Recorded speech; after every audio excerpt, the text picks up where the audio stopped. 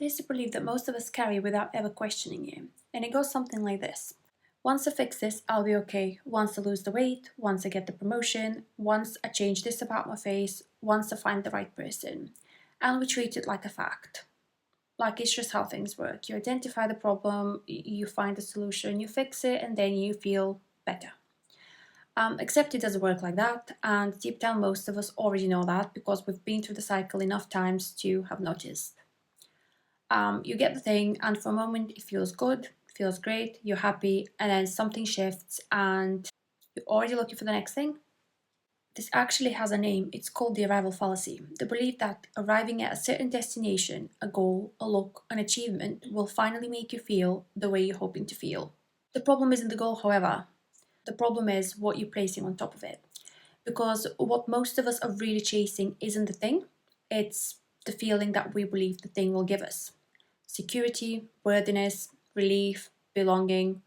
And those feelings sadly can't be delivered by an outcome. No matter how much we want them to be, it just isn't.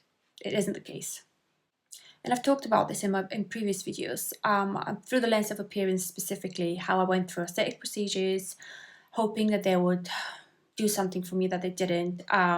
Something that I was hoping they would shift something internally, and it just didn't happen. I only found something else to fixate on, and something else to feel insecure about. And this goes way beyond how we look, by the way. It shows up in careers, in relationships, in money, in status, XYZ things, whatever applies to you. Anywhere we've decided that having more or being different is the thing standing between us and finally feeling okay. And here's what actually makes it so hard to see. Society is built around arrival. We are taught from a young age to set targets, work toward them, and measure our worth by how close we're getting and how quickly we're getting there anyway, which isn't entirely wrong. Goals matter and progress matters, but somewhere along the way, a lot of us stopped separating I want to achieve this from I need this to feel like I'm enough. And once those two get tangled together, the achievement can never fully land because said achievement was carrying a weight it was never designed to hold. And this is the part that most self improvement content seems to skip over nowadays because it's easier to talk about goals, habits, and strategies than it is to sit with the question, why do I actually want this?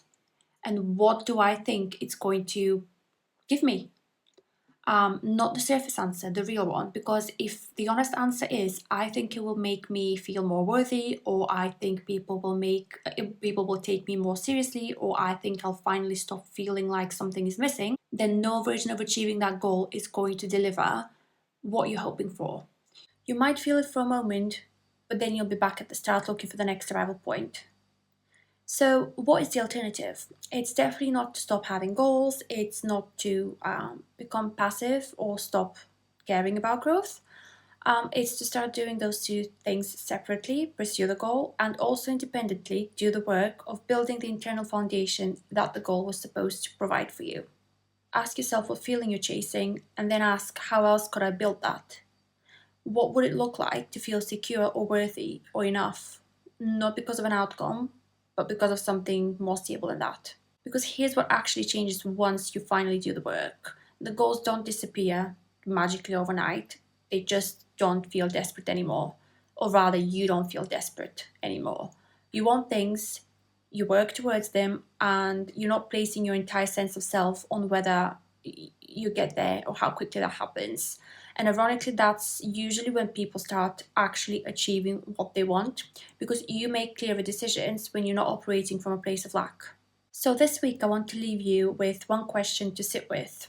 What am I currently chasing, and what do I believe it will give me when I get there?